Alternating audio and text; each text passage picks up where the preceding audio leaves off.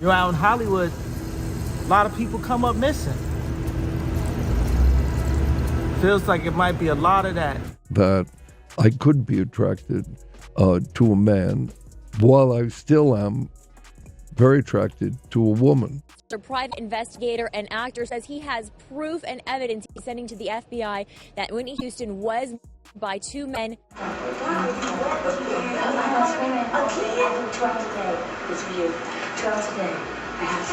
It seems there's a claim circulating that Kanye West has accused Clive Davis of potentially orchestrating Whitney Houston's death, suggesting that Hollywood elites sometimes manipulate celebrity deaths to appear as... Allegedly, this has sparked a confrontation between Clive Davis and Kanye West, as fans speculate about the truth behind Whitney Houston's passing. It appears that Kanye West's past statements about his mother's death being connected to Hollywood's darker side are gaining renewed attention in light of suspicions surrounding Whitney Houston's passing. While initially dismissed, Kanye's claims are now being reconsidered by some as the circumstances surrounding Whitney's death resurface and prompt further scrutiny. There has been much speculation surrounding Donda West's passing. While officially attributed to post-operative complications from cosmetic surgery, the operating doctor hinted that Kanye holds knowledge of the true circumstances. You're known as the doctor who killed Donda West. I think I was set up as the fall guy. Kanye himself stirred controversy by suggesting his mother was sacrificed, implying a broader trend among celebrities. And now Jaguar Wright suggests Kanye is experiencing buyer's remorse, realizing that the loss of his beloved mother cannot be compensated for by money and fame. I think he, as one of the artists that I work with said, might be struggling with a little buyer's remorse. But what information do we have regarding Donda West's demise? And what details did Jaguar Wright disclose about his purported sacrifice? And maybe he feels a little differently about some of the choices that he made in his younger years. Maybe that's why he's able to talk about his mom. Kanye recently made headlines again as a video of him venting about those who betrayed him went viral. He's gearing up to release a new project with Ty Dolla $ign and recently held a listening party in Las Vegas attended by industry peers. However, after the event, Kanye unleashed a passionate rant in his hotel suite, expressing feeling abandoned by friends, stating it's just him and God now, as many he cared for have either passed away or turned against him. But I don't believe in nobody but me. I'm looking for y'all. I gotta say we with you. You're not with me. No one's with me because no one's really with me. It's just me and God. That's what I'm saying. Kanye spoke some undeniable truths, but it's evident he's grappling with immense struggles, lacking support from anyone close to him. Many believe his downward spiral began with the loss of his mother, Donda West, whom he deeply cherished as his moral compass. However, rumors suggest another layer to his turmoil, the alleged sacrifice of his mother. This notion of sacrificing a loved one to achieve success in Hollywood has circulated for years, yet it's rare for someone as prominent as Kanye to openly acknowledge it. Recall his controversial tweet last year, hinting at retaliation against certain individuals, which led to his swift ostracization by major corporations and condemnation from his supposed industry allies. But it was not because of the tweet, but because he tried to expose the industry. In his another rant, the mogul Kanye West takes things to another level. He openly discusses the online belief of Hollywood sacrifices in a bizarre clip that has caught everyone's attention. Shockingly, he even mentions his own mother while emphasizing his strong belief in such occurrences. My mama was sacrificed. Me too. You understand? Yeah, I'm Christian too. Michael Jordan, what about him? His daddy, right? Kanye firmly stands by his ideas on the matter and doesn't hold back. Before making these comments, he made it clear that he's not afraid to criticize any of Hollywood's wrongdoers or elites. Kanye's ideas have sparked curiosity and concern as he raises questions about the workings of Hollywood and its alleged practices. One person commented, "Ye please be careful, they hate EEPPL who love the Lord and speak the truth. They took my kids from me until I fought for a straight year. Video and audio document every encounter, no matter how small that will be, the only reason that, and God himself who is your backing, that will bring them babies home to you. We hear you, I know you're telling the truth. Keep speaking it, they will eventually expose their self." To put it simply, Kanye believes that Hollywood has control over certain individuals, and these people fear that their loved ones might be sacrificed by the industry. He even mentioned his own mother's passing in 2007, suggesting she was sacrificed, similar to the late father of Michael Jordan and the deceased sons of Bill Cosby and Dr. Dre. Bill Cosby, his son, right? Dr. Dre, his son. You're out in Hollywood, a lot of people come up missing. According to Kanye, the motive behind Hollywood's actions is all about control. He believes that the industry's elites not only manipulate people, but also subject them to mental torture. In order to control, traumatize, they want to monetize and traumatize. And God loved me. You understand? They hit me. He went even further by exposing some of the biggest names in the industry who he claims are influenced by satanic powers. Shockingly, one of these names was Minister Louis Farrakhan, who defended Kanye in a video posted on a website. Despite the defense, Kanye took his name into the mix, adding to the alarm and intrigue surrounding these disclosures. And just for Minister Farrakhan, I love you, but the way you read that, I took that as a slight. You know what I'm saying? I don't take no disrespect from nobody, so let's get on the phone and let's talk that out. Indeed, Kanye is not the only one who holds such beliefs. There are sources that suggest Hollywood's elites will go to great extremes to maintain control over artists. And the number theory is the one tactic Kanye has also talked about. And now people are claiming that the same might have happened with Whitney Houston as well. She might be sacrificed allegedly by Clive. There's widespread speculation surrounding her death, suggesting mysterious circumstances possibly linked to foul play. Particularly unsettling is the timing of her meeting with Clive Davis shortly before her passing, casting suspicion on him as the investigation heats up. Psychology reports showed she drowned in her bathtub accidentally because of use and heart disease. But Paul Hubel, he says that is not the case. He is sending key evidence to the FBI. Clive Davis commands immense influence in the music industry, renowned as one of its most prominent figures. His legacy is rich, notably marked by the launch of Arista Records, where he notably championed numerous influential black artists. His roster boasts an impressive array of talent, featuring names like Patti Smith, The Outlaws, Eric Carmen, Exposé, Ace of Base, Air Supply, Dionne Warwick, Ray Parker, and Radio, Aretha Franklin, and Alicia Keys. Davis also played a pivotal role in kickstarting Puffy's career with Bad Boy Records, but his most significant triumph came with the discovery of Whitney Houston. My spending time with her when the picture was inescapable. There were two times, one live, where she came to my home, where we had a personal. Impressed by Houston's remarkable vocal prowess and her wholesome image, Clive seized the opportunity to catapult her to superstardom. This move not only propelled Whitney to unprecedented heights, but also substantially augmented Clive Davis's wealth, reportedly nearing $800 million. However, as Whitney Houston navigated the intricacies of the music world, she, like many others, began to notice peculiar and disconcerting occurrences. During her 2002 interview with Diane Sawyer, she openly addressed the challenges she encountered and the personal struggles she faced, offering insight into the darker realities of the industry. Whitney appeared uneasy and cautious, at times expressing discomfort, even revealing her inner struggles with a metaphorical inner devil that she felt was influencing her actions. It was rough. I think I kind of reverted back as I got older and said, well, I'm just gonna party, you know? It was kind of a rebel in me. During the interview, she brought up her dispute with Clive Davis and hinted at a potential conspiracy against her, inadvertently making herself vulnerable. Exploiting her past struggles with addiction and vulnerabilities, certain forces sought to undermine her credibility and discredit her revelations. Her sudden and shocking passing took everyone by surprise, especially given the circumstances surrounding it. It was a tragic turn of events that deeply impacted the music community. Regrettably, the entertainment industry has seen many instances where artists, overwhelmed by the demands of their profession, fall prey to substance A.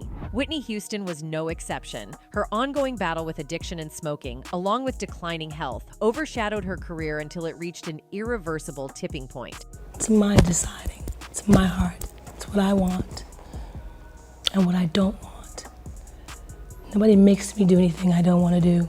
The tragic events unfolded on February 11, 2012, just before the scheduled Grammy Awards. On that day, the music industry elite gathered in Los Angeles for the Grammys, and Whitney Houston, accompanied by her family and friends, checked into the Beverly Hilton Hotel. A customary pre-Grammy party hosted by Clive Davis, Houston's mentor, was part of the evening's agenda. As preparations for the festivities were underway, Houston's assistant, Mary Jones, briefly left the room after arranging her dress on the bed. Upon her return, she made the heartbreaking discovery of Houston unconscious and submerged face down in a water-filled bathtub. The mystery surrounding what occurred during Jones's absence remained until the coroner's report provided some answers. Sadly, Houston was pronounced dead at 3:55 p.m. on the same day at the scene. Yes, good morning, George. It happened here at 3:43 yesterday afternoon when a member of Houston's entourage located her body inside this hotel. So far, police and the coroner are refusing to. During the investigation, authorities discovered an open champagne bottle and a spoon with a white crystal-like substance near Whitney Houston. Additionally, various medications, including an antidepressant, a muscle relaxant, and allergy medication, were detected in her system during the autopsy. The coroner's report, released weeks later, attributed Houston's death to heart disease, D-use, and accidental drowning. It was also disclosed that Houston had a mild case of emphysema, a lung condition contributing to the gradual decline of her once powerful voice. Houston's personal life sparked numerous speculations, explored in films, documentaries, and biopics released before and after her passing. However, amidst the scrutiny, her musical talent and soulful voice remained unwavering. Clive Davis, on one hand, is lauded as a highly accomplished producer. He's renowned for nurturing diverse artists and creating musical masterpieces that have left an indelible mark on the industry. His legacy and innovative practices firmly establish him as a pivotal figure in shaping the modern music landscape. Consistent with what you're writing about, you could go from one side of the stage to the other. However, contrasting views of Clive Davis linger in the shadows, painting a more nuanced and controversial picture. Some voices suggest a darker side to his persona, alleging that he was one of the industry's early gay gatekeepers. Critics claim he wielded influence through manipulation and calculated actions, portraying him as a strategic operator who orchestrated moves behind the scenes. These claims depict him as a cold-blooded manipulator, operating in ways that extend beyond the public eye. He needed her back, but he needed her back and under his control. In the intricate tapestry of the music world, Clive Davis occupies a dual role, revered as a legendary figure, yet also shrouded in speculative whispers. This duality epitomizes the complex nature of the entertainment realm. His purported mentorship of Diddy adds another layer to his enigmatic persona. Most likely because he was victimized by his mentor, who loved to control people. While Clive has garnered acclaim for his musical productions, he now finds himself in the spotlight for discussions about his romantic life. Following 2 marriages and divorces, Clive embarked on a journey of self-discovery, openly exploring the possibility of being attracted to men as well. That I opened myself up after the failure of my second marriage, having read something about. During this period of self-reflection, Clive came to the realization that his S orientation was not exclusively HS, marking a significant departure from the convictions he held during the first 5 decades of his life. Open myself up to the possibility of a relationship based on the person and not on gender. In his published book, The Soundtrack of My Life, Davis recounts his initial experience engaging in an S encounter with a man during the Studio 54 Inches era, while still married to his second spouse, Janet Adelberg. On this night, after imbibing enough, I was open to responding to his S overtures, Davis wrote. Was I nervous? Absolutely. Did the heavens open up? No, but it was satisfying. This experience prompted a period of soul-searching and self-analysis. After separating from Adelberg in 1985, Davis entered into relationships with individuals of various genders. From 1990 onward, he has been involved in 2 enduring relationships, both with male partners. You don't have to be only one thing or another, Davis said in an interview with U.S. chat show host Katie Couric. I opened myself up to the possibility that I could have a relationship with a man as well as the 2 that I had with a woman.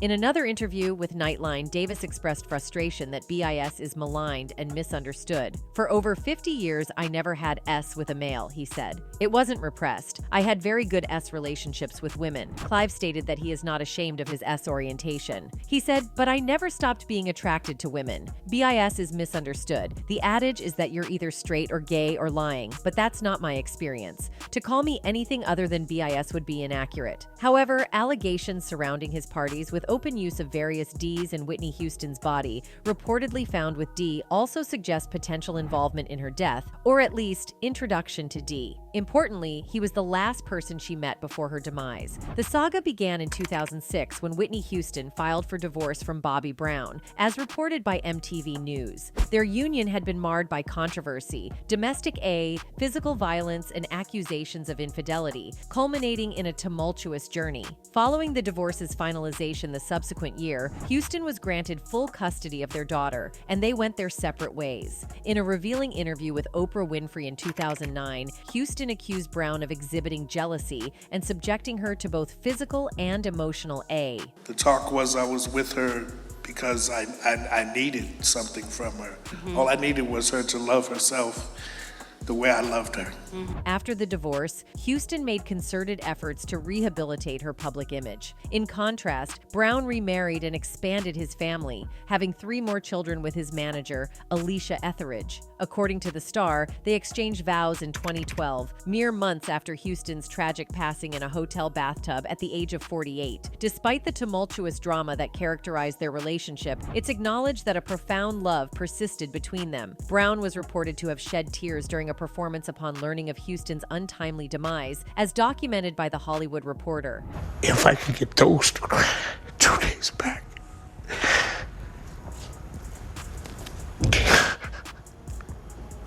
my daughter would be here. Contrary to popular belief, it was revealed that Whitney Houston's husband was not solely responsible for her downfall. Other individuals played a role in her struggles. While Bobby Brown has often been held accountable for Houston's substance A issues, Robin Crawford, the singer's close confidant, disclosed that signs of problematic D use were evident in Houston before she even met Brown. During an NBC interview promoting her book, A Song for You, My Life with Whitney Houston, Houston's best friend, who also claims to have been her lover, opened up about the Grammy winner's history of D use. Houston tragically passed away in 2012, with D use cited as a contributing factor in the coroner's report. D paraphernalia, including a small spoon with a white crystal-like substance in it and a rolled-up piece of white paper, was found at the scene. When asked by Craig Melvin when she realized Houston had a problem, Crawford responded, "I would remind Whitney that, now you know we said doing C couldn't go where we're going and we're already there, so we shouldn't be doing it. However, I'd noticed that she would go ahead and do it," Crawford continued. She was having difficulty stopping. Crawford and Houston first crossed paths as teenagers at a summer camp in 1980, where their relationship turned intimate as revealed in Crawford's book. However, Houston reportedly ended their romantic involvement in 1983, citing concerns about how a same-sex relationship might impact her burgeoning career after signing with Arista Records. Despite this shift, they remained steadfast friends, with Crawford taking on various roles in Houston's life, including personal assistant, roommate, and notably, maid of honor at Houston's marriage to Bobby Brown of New Edition fame in 1992. Contrary to the public perception that Brown introduced Houston to D, Crawford's book, as highlighted by Melvin, clarifies that Houston had engaged in D use before Brown entered the picture. Crawford acknowledged this, stating that while Houston wasn't a consistent D user, there were occasions when she would partake, occasionally overindulging. Things like that. I didn't get into really heavy until I met Whitney, but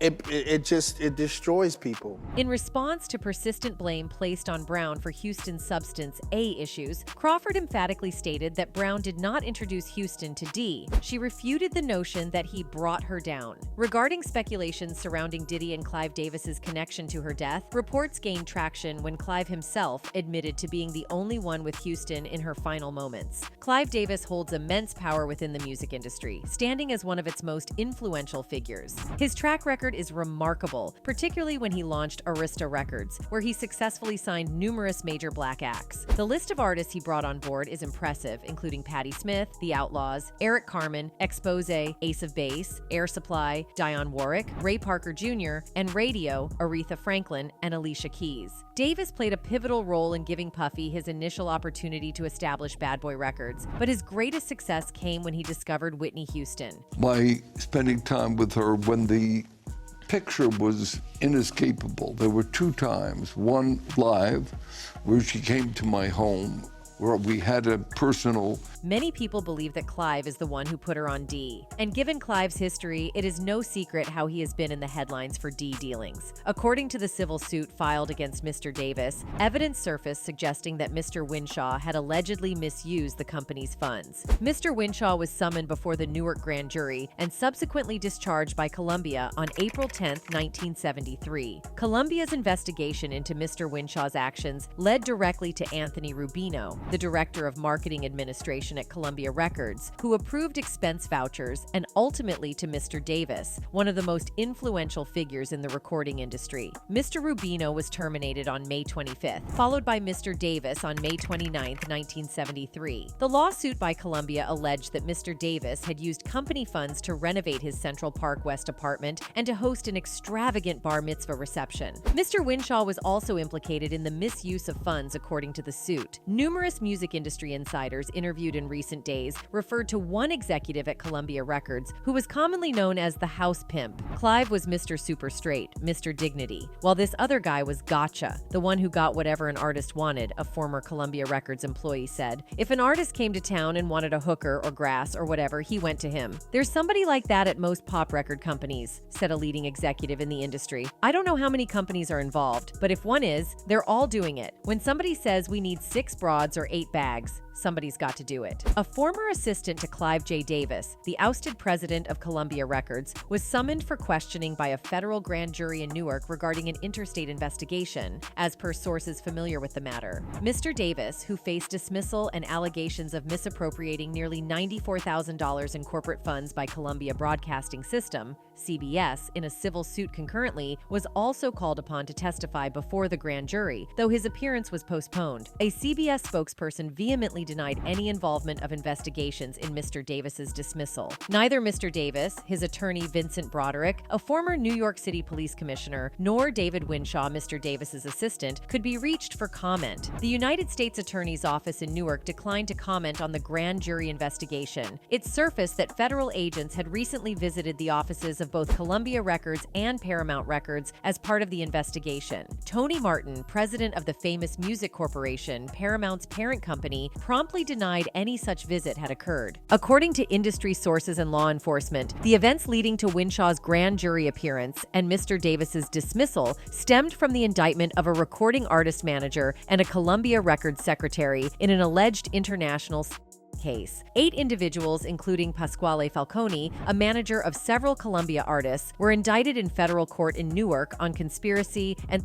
charges reportedly tied to a multi-million-dollar operation across Italy, Canada, and the United States. Francine Berger, a former Columbia Records receptionist discharged a month prior to the indictments, was also indicted. Both are scheduled to stand trial. It was reported that Mr. Falcone's documents referenced Mr. Winshaw, Mr. Davis's assistant, prompting federal investigators to bring this information to Columbia Records, initiating an immediate investigation into Mr. Winshaw's activities. This case sent shockwaves through the industry and fueled speculation that Whitney Houston might have been subjected to mistreatment by Clive. Additionally, there are speculations circulating that Diddy might have collaborated with Clive in some capacity regarding Whitney Houston, as Clive is rumored to have mentored Diddy. P. Diddy and Clive Davis share a long-standing acquaintance dating back to the era of Tupac. Even before being honored with the Grammy Salute 2020 to Icons Award, recipient Sean Diddy Combs openly criticized the Recording Academy during the pre-Grammy gala. The event, already entrenched in the prestigious history of gatherings hosted by Clive Davis and the Academy, showcased dynamic performances by Beck, Brandi Carlile, Cyndi Lauper, Miguel, Santana, Faith Evans, and Lil' Kim. Amid Davis's acknowledgments to luminaries like Beyoncé, Jay-Z, Cardi B, Dua Lipa, Janet Jackson, Ozzy Osbourne, Nancy Pelosi, and others seated in the star-studded audience, the atmosphere crackled with multiple standing ovations. What most people don't know is that Diddy actually had a mentor that molded him into the monster he is today. Most of you should have heard about the powerful music executive Clive Davis and his contribution to hip-hop. The explosive evening kicked off in style with a powerhouse performance by Beck, who mesmerized the audience with a dynamic medley featuring hits like Loser and Where It's At. Following the electrifying opening act, interim CEO and board chair Harvey Mason Jr. delivered welcome remarks, briefly touching upon the long-standing issues brought to light in the aftermath of allegations made by ousted president and CEO CEO Deborah Dugan over the previous week. However, there's a deeper narrative behind all this respect, one that can be illuminated through Jaguar Wright. In a revelatory interview where she openly criticized several members of the Hollywood elite for their questionable and occult practices, Jaguar Wright made a shocking claim alleging Diddy's involvement in tea for Hollywood elites. At first glance, this assertion may seem weighty and perhaps too extreme to be entirely accurate. In her interview with Real Life Production, Jaguar Wright made serious accusations against Diddy, alleging his involvement in secretive transactions for Hollywood elites. She claimed that he hosted unusual parties where transactions revolved around substances and money, and she also accused him of orchestrating harm against those attempting to expose him. These allegations carry significant weight, especially when directed at someone as affluent and influential as Diddy. Making such statements entails considerable risk, akin to painting a target on one's back. However, both Jaguar Wright and Bobby appear undeterred or unconcerned about potential consequences. Their boldness may stem from their conviction that their claims about Diddy are rooted in truth. Has Puffy ever been in a coma? Has anything happened to him? He must be the luckiest. Diddy's track record reveals a pattern of abusing his power and status, cultivating a hostile environment for those in his proximity. Wright and Bobby have made disturbing allegations, accusing Diddy of using his position as the owner of Bad Boy Entertainment to pressure staff and aspiring artists into engaging in intimate acts merely to satisfy his ego. Wright recounted an incident where a female lawyer at Bad Boy Entertainment, whose identity she protected, confided in her about witnessing Christopher Williams performing a compromising act on Diddy in exchange for a demo deal. According to Wright, the lawyer was a talented young woman on the verge of a promising career, heightening the gravity of the revelations. However, this is what Bobby Brown has also emphasized. As two immensely popular entertainers reaching the zenith of their careers, it's hardly surprising that their paths eventually crossed. The initial encounter took place in 1989 at the Soul Train Music Awards, where they found themselves seated near each other. Whitney Houston initially confessed that she believed she hadn't made a favorable first impression on Bobby Brown. In a 1993 interview with Rolling Stone, Houston recounted the peculiar beginning of their acquaintance, involving an unconventional physical interaction. I and some friends of mine were sitting behind Bobby Brown. I was hugging them, we were laughing, and I kept hitting Bobby in the back of the head. Robin said, "Whitney, you keep hitting Bobby. He's gonna be mad at you," shared Houston. She extended an apology for the unexpected encounter, to which Brown reportedly responded with, "Yeah, well, just don't let it happen again," as recounted by Houston. Following this encounter, she assumed he wasn't particularly fond of her and sought to change his perception. In an effort for a more formal reintroduction, she invited him to a party. The two maintained a friendly connection, and several months later, Brown asked her out. Their pairing puzzled many due to their vastly different media images. Bobby, an R&B singer, and bad boy, while Whitney was a pop star with a good girl image. Despite the critics, the lovebirds persisted, dating for 3 years before Brown proposed. Little did they know, this marked only the beginning of what would turn out to be a roller coaster marriage. When you find love, you find it. I mean, it finds you, I should say. Between me and her, it was so instant. We were so much like each other. The spotlight on Whitney Houston and Bobby Brown's tumultuous relationship intensified when they became the focus of the reality show Being Bobby Brown. Premiering on the Bravo network in 2005, the show captured their lives over a few months the previous year. While the series primarily aimed to showcase Brown's career and personal life, Whitney Houston played a significant role. Brown hoped that revealing this side of his life would alter the public's perception of him, but Being Bobby Brown had the opposite effect. The reality show proved to be a disaster for the couple, who at that time could have benefited from positive public imagery. The cameras seemed to exacerbate their public image issues, and the show did not return for another season. Within about a year, their separation loomed on the horizon. All the things mixed, Clive got the chance and introduced her to Dee's, Just a Theory. One of her fans wrote, "It really hurts my heart that Whitney Houston was literally fighting people to save her life. How scarred she must have been. The betrayal." Another one added, "Clive Davis should have canceled and rescheduled that party, period. He was so disrespectful towards Whitney's death. I didn't realize what a big pervert Clive is. How disgusting of P. Diddy to do what he did to Clive." That's it for today. See you in the next video. Until then, goodbye.